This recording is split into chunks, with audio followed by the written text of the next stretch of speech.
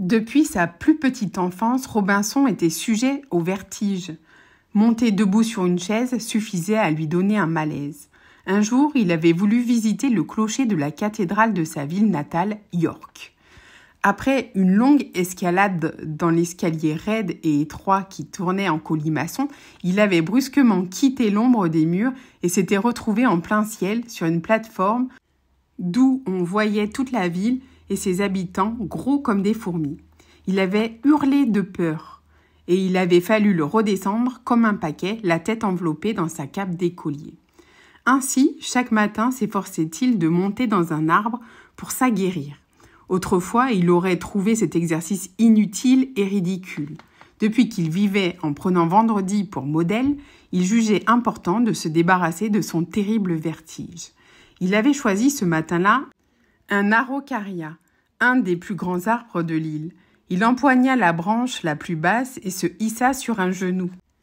Il gravit ensuite les étages successifs du branchage en songeant qu'il jouirait du lever du soleil un peu plus tôt en se trouvant au sommet de l'arbre. À mesure qu'il grimpait, il sentait davantage l'arbre vibrer et se balancer dans le vent. Le vertige commençait à lui contracter l'estomac. Il approchait de la cime quand il se trouva tout à coup suspendu dans le vide. Sous l'effet de la foudre, sans doute, le tronc se trouvait ébranché sur une hauteur de 2 mètres. Là, il commit une erreur qu'on évite difficilement quand on craint le vertige. Il regarda à ses pieds. Il ne vit qu'un fouillis de branches qui s'enfonçait en tournant comme une spirale. L'angoisse le paralysa et il serra le tronc dans ses bras et entre ses jambes. Enfin, il comprit qu'il fallait regarder non pas au-dessous de lui, mais au-dessus de lui. Il leva les yeux. Dans le ciel bleu, un grand oiseau d'or en forme de losange se balançait au gré du vent. Vendredi avait exécuté sa mystérieuse promesse. Il faisait voler Andouar.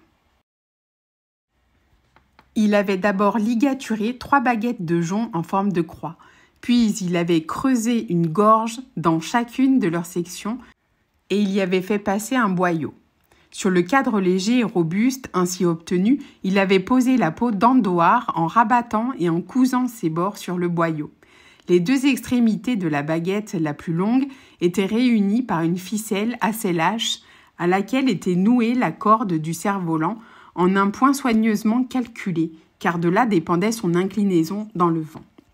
Vendredi avait travaillé dès les premières lueurs de l'aube à son cerf-volant, et le grand oiseau de peau à peine terminé s'agitait dans le vent entre ses mains comme s'il était impatient de prendre son vol. Sur la plage, l'Indien avait crié de joie au moment où Andouar, courbé comme un arc, était monté en fusée, entraînant une guirlande de plumes blanches et noires. Robinson était bien vite descendu de son arbre pour le rejoindre. Il le trouva couché sur le sable, les mains croisées derrière la nuque, la chevrette Anda roulait en boule à ses pieds. La corde du cerf-volant était attachée à sa cheville. Robinson s'étendit près de lui et longtemps ils regardèrent tous deux le vol capricieux d'Andouar au milieu des nuages qui montaient et plongeaient, vibraient sous une rafale et s'affaissaient tout à coup parce que le vent faiblissait. Tout à coup, Vendredi sauta sur ses pieds et sans détacher la corde du cerf-volant, toujours nouée à sa cheville, il mima la danse aérienne d'Andouar. Riant et chantant, il s'accroupit en boule sur le sol, puis bondit en levant les bras, retomba, projeta sa jambe gauche vers le ciel, tournoya, accompagné par les gambades d'Anda. Et là-haut, très loin dans les nuages, le bel oiseau d'or, attaché par 300 mètres de fil à la cheville de l'Indien, l'accompagnait dans sa danse, virevoltait, plongeait, bondissait avec lui. L'après-midi fut consacré à la pêche au cerf-volant, telle qu'on la pratique encore dans les îles de l'archipel Salomon. La corde du cerf-volant fut attachée à l'arrière de la pirogue, tandis qu'une ligne de même longueur partait de la queue de l'engin et se terminait par un hameçon dissimulé dans une touffe de plumes. Robinson pagayait lentement contre le vent et loin derrière la pirogue. La touffe de plumes frôlait les vagues en scintillant. Parfois, un gros poisson se jetait sur cet appât et refermait sa gueule sur l'hameçon. Alors Vendredi et Robinson voyaient dans le ciel le cerf-volant s'agiter comme le bouchon d'une canne à pêche quand un poisson a mordu. Robinson faisait demi-tour et ramant dans le sens du vent, il rejoignait assez vite le bout de la ligne que Vendredi saisissait. Au fond du bateau s'entassaient les corps brillants, tout ronds, au dos vert et au flanc argenté des poissons, qui étaient presque tous des belonnes. Le soir, Vendredi ne voulut pas ramener Andouard à terre pour la nuit. Il l'attacha à l'un des poivriers auquel était suspendu son hamac. Tel un animal domestique à la longe, Andouard passa ainsi la nuit au pied de son maître. Il l'accompagna également tout le jour suivant. Mais au cours de la deuxième nuit, le vent tombait tout à fait, et il fallut aller chercher le grand oiseau au milieu des champs de fleurs où il s'était doucement posé. Après plusieurs essais infructueux, Vendredi renonça à le remettre dans le vent. Il parut l'oublier et ne fit plus que la sieste pendant 8 jours. Alors il sembla se souvenir de la tête du bouc qu'il avait abandonné dans une fourmilière. Les petites fourmis avaient bien travaillé. Il ne restait plus rien des longs poils blancs et bruns, de la barbe et de la chair. Même l'intérieur de la tête avait été parfaitement nettoyé. Quand Vendredi revint vers Robinson ce jour-là, il brandissait à bout de bras un superbe crâne blanc et sec avec 2 magnifiques cornes noires, annelées et en forme de lyre. Ayant retrouvé par hasard la cordelette de couleur qu'il avait nouée au cou d'Andouard, il l'attacha à la base des cornes comme on met un nœud dans les cheveux des petites filles. « Andouard va chanter », promit-il mystérieusement à Robinson, qui le regardait faire. Il tailla d'abord 2 petites traverses de longueur inégale dans du bois de sycomore.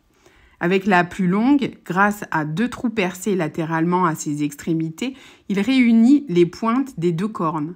La plus courte fut fixée parallèlement à la première, à mi-hauteur du chanfrein. Un peu plus haut, entre les orbites, il plaça une planchette de sapin dont l'arête supérieure portait 12 étroits sillons.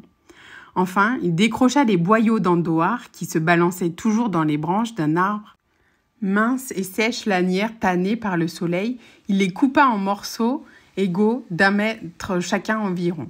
Lorsqu'il le vit tendre entre les 2 traverses à l'aide de chevilles les 12 boyaux qui pouvaient garnir le front d'Andouard, Robinson comprit qu'il voulait fabriquer une harpe éolienne. La harpe éolienne est un instrument qu'on met en plein air ou dans un courant d'air et c'est le vent qui joue de la musique en faisant vibrer les cordes.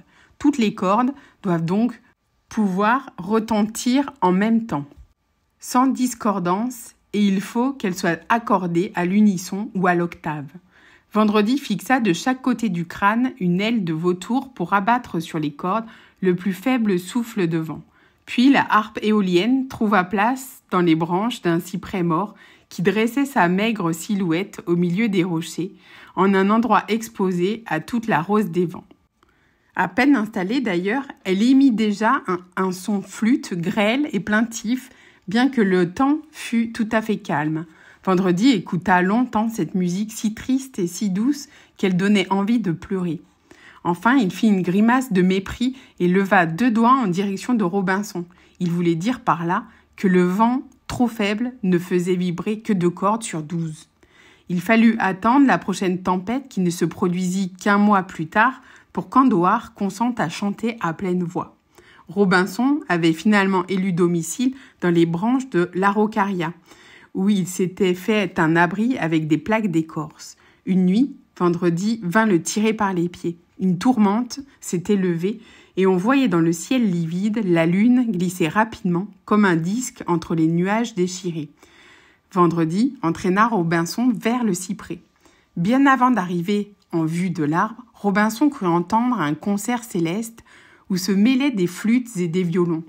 Le vent redoublait de violence quand les 2 compagnons parvinrent au pied de l'arbre chantant. Attaché court à sa plus haute branche, le cerf-volant vibrait comme une peau de tambour, tantôt immobile et frémissant, tantôt emporté dans des furieuses embardées. Sous la lumière changeante de la lune, les 2 ailes de vautour s'ouvraient et se fermaient au gré des bourrasques. Ainsi, Andouard volant et Andouard chantant semblaient réunis dans la même sombre fête. Et il y avait surtout cette musique grave et belle, si déchirante, qu'on aurait dit la plainte du grand bouc, mort en sauvant Vendredi.